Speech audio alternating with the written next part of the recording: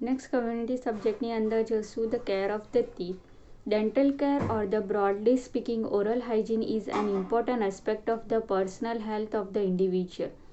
કે એ ઇન્ડિવિજ્યુઅલની personal health જે આપણે કરીએ છીએ એની અંદર ટીથની કેર કરવી બહુ ઇમ્પોર્ટન્ટ રોલ છે.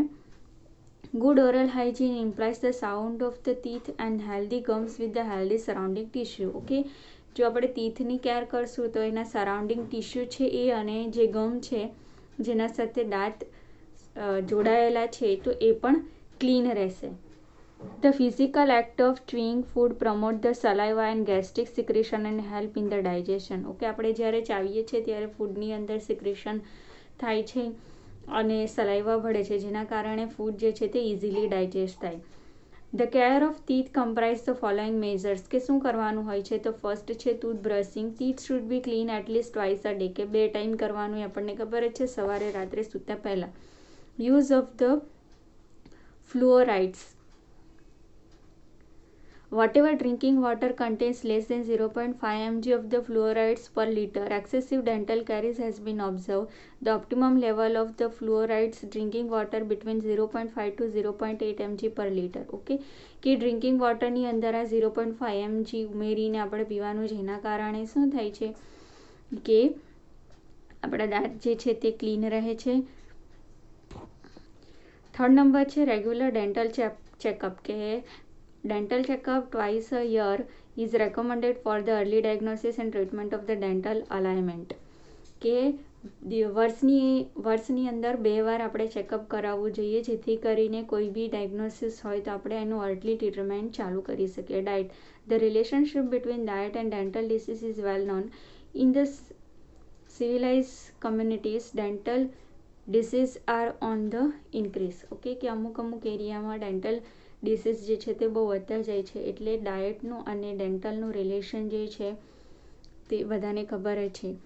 Excessive intake of refined carbohydrates such as sugar, sweet, jalebis, pastries, cake, chocolate and biscuits promote the dental caries. Okay, કે સ્વીટ્સ જે છે એ ખાવાથી આપણને ડેન્ટલ કેરીસ થઈ જાય છે. ઓકે, દાંતની અંદર ડિસીઝ થાય છે, સડો લાગી જાય, આપણે લોકલ લેંગ્વેજમાં કહીએ તો એ થઈ જાય છે. ઓકે, તો એ આપણે ધ્યાન રાખવું જોઈએ ડાયટ્સની અંદર. નેક્સ્ટ છે habits. Certain habits promote the dental caries. Habit of holding a sweet in the mouth cause the mark increase in the tooth decay. Okay, tooth decay થઈ શકે છે આપણે બહુ ટાઈમ સુધી મોઢાની અંદર સ્વીટ રાખીએ તો એના કારણે, તો એની આપણે હેબિટ ઓછી રાખવી. Similarly a baby holding a feeding bottle with the milk or the sweeten juice in the mouth when going to sleep or the frequently sucking in the throughout the day is likely develop the dental caries later. This is called by the dentist કે baby bottle syndrome. Okay, dentist એવું કહે છે કે એને baby bottle syndrome કહી શકીએ, કે નાના બેબી જે છે તે દૂધની બોટલ મોઢામાં રાખે રાત્રે ગમે ત્યારે, એટલે મોઢાની અંદર એને લોંગ ટાઈમ સ્વીટ રહેતું હોય તો એના કારણે લેટરથી એને ડેન્ટલ ડીકેસ થઈ શકે છે અથવા તો ડેન્ટલ કેરીસ થઈ શકે છે, જેને ડેન્ટિસ્ટે શું કીધું છે, બેબી બોટલ સિન્ડ્રોમ કીધું છે. નેક્સ્ટ છે care of the dentures. Dentures is the false teeth. કે ખોટા જે ડેન્ચર્સ બેસાડવામાં આવે છે તો man made substitute like spectacles or the false limb. તો આ જે મેડ છે, મેન દ્વારા જે બનાવવામાં આવેલું છે સ્પેક્ટેકલ્સ, તો એ અથવા તો ફોલ્સ લીમ જે છે તે નકલી બેસાડવામાં આવે છે, એની કેર પણ કરવાની હોય છે regular.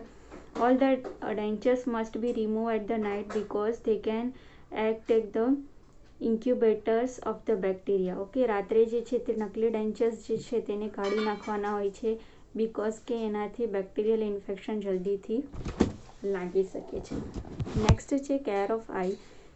It has been sad that eyes are the Windows of learning. કે આપણને ખબર જ છે કે લર્નિંગ માટેનું એક વિન્ડોઝ કહી શકીએ આપણે, આંખથી જોઈને જ આપણે લર્ન કરીએ છીએ.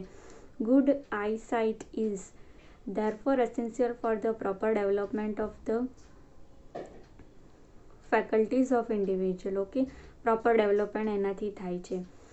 The condition which may affect the eyes. Infection થાય છે જેનું નામ આપ્યું છે કંજક્ટિવાઇટિસ, ટ્રેકોમા, તે ઇન્ફેક્શન લાગી શકે છે, ઇન્જુરી થઈ શકે છે, માલ ન્યુટ્રિશન થાય છે, કેમ કે ન્યુટ્રિશન એને બરાબર ન મળે એના કારણે એને બ્લાઇન્ડનેસ પણ આવે છે. એરર ઓફ ધ રિફ્રેક્શન, કે દૂરનું ન દેખાય, નજીકનું ન દેખાય, અંધારામાં ન દેખાય, એવી રીતનું. પછી અધર્સ કેટરેક, ગ્લુકોમા, ઓકે, આંખનું મોતિયો આપણે જે કહીએ, તો એ બધા અમુક ડિસીઝ થઈ શકે છે eye related. All above condition if neglected may be lead to a visual handicap or the blindness. જો આપણે એને ઇગ્નોર કરીએ, કોઈ બી ડિસીઝ થાય કે કોઈ બી આઈઝની પ્રોબ્લેમ થાય, તો એ પછી લોંગ ટર્મ માટે આપણે ઇગ્નોર કરતા રહીશું તો એ બ્લાઇન્ડનેસમાં કન્વર્ટ થઈ શકે છે. Blindness is a global problem, કે ગ્લોબલ પ્રોબ્લેમ છે. Main cause of the blindness in India, cataract account 81% of the total blindness, કે 81% જેટલું વધારે જોવા મળે છે. ટ્રેકોમા એન્ડ એસોસિએટેડ ઇન્ફેક્શન છે તે 0.2% છે. કોર્નિયલ ઓપેસિટી, બધા આઈ રિલેટેડ ડિસીઝ છે. પછી vitamin A deficiency, refraction error, glaucoma અને અધર કોઝ, તે બધા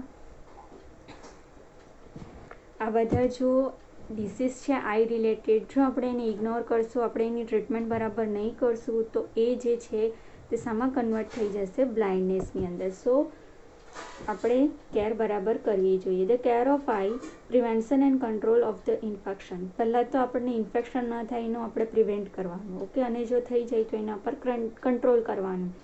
the eye is a delicate and sensitive organ, આપણને ખબર જ છે. Any discharge, redness or pain in the eye should take a note of seriously, કે કોઈ બી પેઇન થાય, રેડનેસ થાય, કંઈ પણ થાય એટલે આપણે એને સિરિયસલી લઈ લેવાનું. The condition resulting from infection are mainly conjunctivitis and trachoma, કે ઇન્ફેક્શન જે છે તે કંજક્ટિવાઇટિસ અને ટ્રેકોમા જે આઈ ડિસીઝ છે એના પરથી જ આવે છે, તો આપણે એનું ધ્યાન રાખવું જોઈએ. ટ્રેકોમા ઇઝ ફોર્મ ઓફ ધ કંજક્ટિવાઇટિસ, એક પ્રકારનું કંજક્ટિવાઇટિસ જ છે જે અહીંયા થાય છે, સોજો આવી જાય છે, રેડનેસ આવે છે.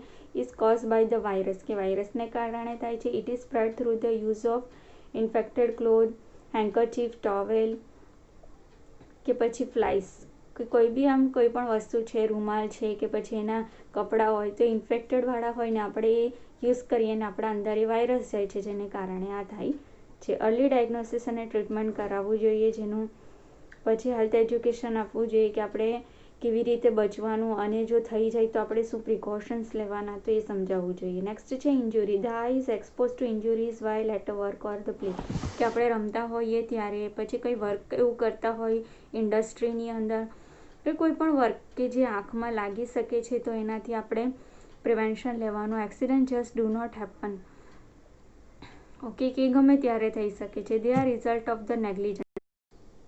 સો નેગ્લિજન્સ આપણે નહીં કરવું જોઈએ. In industry and occupation where are injuries are common, okay, industry મેં કીધું કે ઇન્ડસ્ટ્રીમાં વર્ક કરતા હોય કે કોઈ બી એવી જગ્યાએ, ઓક્યુપેશન મીન્સ કે કામ કરતા હોય ત્યાં એ લાગી શકે છે, તો we have to prevent our eyes from ઇન્જુરી.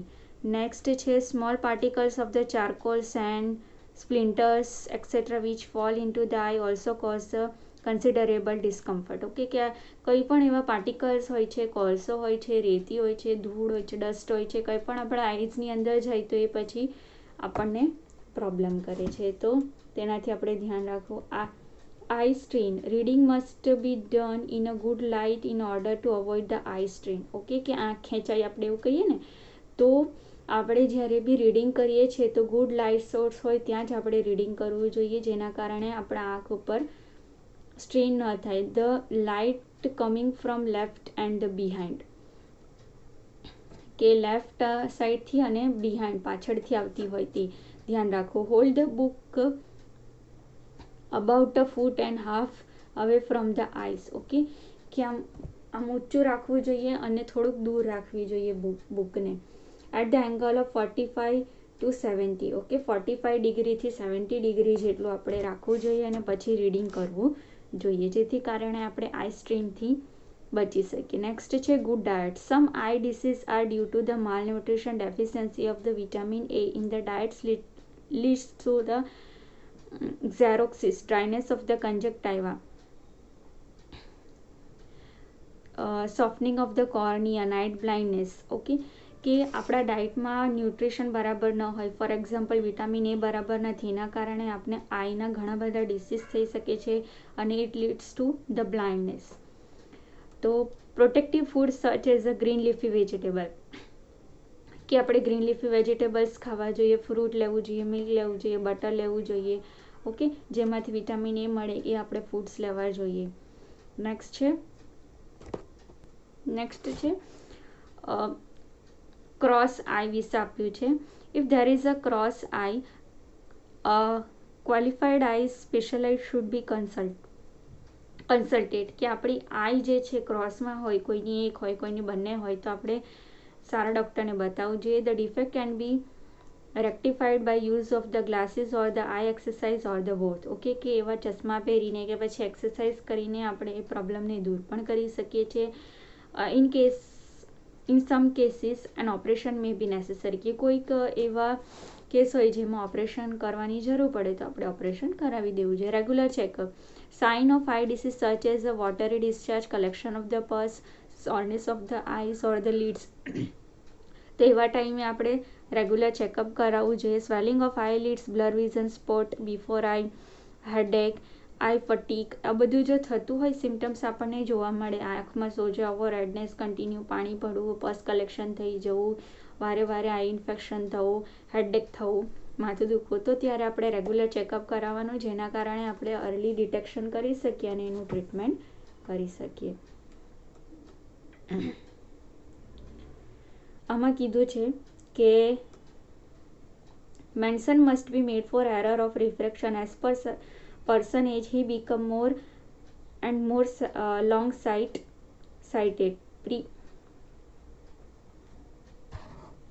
Long site જે હોય છે એને પ્રેસ બાયોપિયા કહેવાય છે અને શોર્ટ સાઇટ હોય છે જેને માયોપિયા કહેવાય છે. ઓકે, કે વધારે એજ થાય એ લોકોને દૂરનું ઓછું દેખાય, ઓકે, અથવા તો નજીકનું ઓછું દેખાય. મોટે ભાગે જે ઘરડા હોય એ લોકોને નજીકનું ઓછું દેખાતું હોય ને જે ટીનેજર્સ હોય છે એ લોકોને દૂરની ઓછી વસ્તુ દેખાતી હોય છે. તો અલગ અલગ પ્રોબ્લેમ્સ હોઈ શકે છે. તો લોંગ સાઇટ હોય તેને પ્રેસ બાયોપિયા કહેવાય છે અને શોર્ટ સાઇટ હોય છે જેને માયોપિયા કહેવાય છે. Hygiene of the eyes. The skin surrounded by eye should be kept clean by the soap and water, કે સોપ અને વોટરથી આપણી સરાઉન્ડિંગ સ્કિન જે છે ને તે ક્લીન કરતા રહેવું જોઈએ. Washing at the bedtime is very good practice at the remove dust and dirt collected during the day. Okay, કે આખા દિવસની અંદર જે કંઈ બી ડસ્ટ કે ડર્ટ આપણા આંખની અંદર આવ્યું હોય તે સૂતા પહેલાં આપણે એકદમ ક્લીન સાફ કરીને સૂઈએ તો એક સારી હેબિટ તરીકે આપણે કહી શકીએ. Use of common towel for the wiping the face and eye. Okay, common towel use કરવાનો છે આંખ અને ફેસ સાફ કરવા માટે, અને એ જે ટોવેલ છે આપણે કંઈ બીજાને યુઝ કરવા ન આપવો અથવા તો બીજાનો પણ યુઝ ન કરવું જોઈએ. Exercise good for the eye, it most effective in the early morning. Okay, કે આપણે એક્સરસાઇઝ કરવી જોઈએ અર્લી મોર્નિંગમાં. This may be done blinking the eye 10 times quickly, then shutting the eyes for moment and then blinking again 10 times. Okay, કે 10 minute આપણે બંધ રાખીએ, 10 minute સુધી આપણે બંધ રાખીએ અથવા 5 મિનિટ સુધી બંધ રાખીએ અને 10 times આપણે બ્લિંકિંગ કરીએ. ઓકે, તો એ બધી એક્સરસાઇઝ આપણે કરવી જોઈએ. Care of eye in newborn. In a newborn naturally body defect in the eyes are lacking. Okay, કે એને બોડી ડિફેક્ટ્સ પણ આવી શકે છે તો એ આપણે ધ્યાન રાખવું જોઈએ, ઓછું આવે એમ તો. Therefore eye is suspected to infection, કે આઈ જે છે તે ઇન્ફેક્શન થવામાં વધારે જલ્દી થઈ જાય છે. The infection may be occur during the birth from mother or after birth, during baby bath અથવા તો સોઇલ લિનનને કારણે, કે મધરથી થઈ શકે છે એને ઇન્ફેક્શન. ઓકે, પછી શું કીધું કે આફ્ટર બર્થ પણ થઈ શકે છે, પછી જ્યારે બાથ કરે છે નવડાવે છે ત્યારે થઈ શકે છે, પછી ભીની લિનેન હોય એના કારણે પણ એને ઇન્ફેક્શન થઈ શકે છે. તો care should be taken to prevent the contamination of the conjunctiva at the time of birth and immediately thereafter. એટલે જ કીધું છે કે જ્યારે બેબી બર્થ થાય ત્યારે એની કંજક્ટાઇવા જે છે તે એકદમ ક્લીન કરી દેવી જોઈએ અને બેબી બર્થ થયા પછી પણ આપણે જ્યારે ક્લીન કરતા હોય ત્યારે પણ આંખને બરાબર ક્લીન કરવી જોઈએ. Sterile wet swat should be used to clean the lid margin of the newborn before the eye are open. કે આંખ ઓપન કરે ને એ પહેલાં જ વેટ કોટન લઈને આપણે જે બેબીની આંખ ક્લીન કરવાની હોય છે. Harmful practice, the practice of applying kajal or black soot mix in the oil for the beautification may be harmful. કે આપણે જે કાજલ યુઝ કરીએ છીએ, મસ્કરા, જે કોઈ બી કંઈ બી યુઝ કરે છે, મસ્કરા, કાજલ, આઈલાઇનર જે યુઝ કરે છે તે આંખને હાર્મફુલ થાય છે. તો બની શકે તો ઓછું યુઝ કરવું અને યુઝ કરે તો ધ્યાનથી યુઝ કરવું. Often this practice has been blame or transmitting the trachoma or other eye infection. Okay, કે પછી આ જે આપણે યુઝ કરીએ છીએ આપણા આંખને ઇન્ફેક્શન કરી શકે છે. The basic social cause of ignorance, poverty, low standard of the personal hygiene, inadequate medical service are to be remedied. કે આપણે જોઈએ તો સોશિયલ સર્વિસ એને બરાબર નથી મળતી, એના કારણે પછી ઇગ્નોરન્સ જે છે કે ધ્યાન નહીં આપે કે નહીં થશે, બધું બરાબર જ છે. ઓકે, પછી પર્સનલ હાઇજીન બરાબર મેન્ટેન ન કરતા હોય તો એના કારણે એને આઈ ઇન્ફેક્શન પણ થઈ શકે છે. તો આ બધા પ્રિકોશન્સ આપણે રાખવાના અને આઈ કેર કરતા રહેવાના, જેથી કરીને આપણને આઈ ડિસીઝ ન થાય. પછી આપણે શું જોયું બીજું, ટીથ રિલેટેડ જોયું, તો ટીથની બી એટલી જ આપણે કેર કરવી જોઈએ.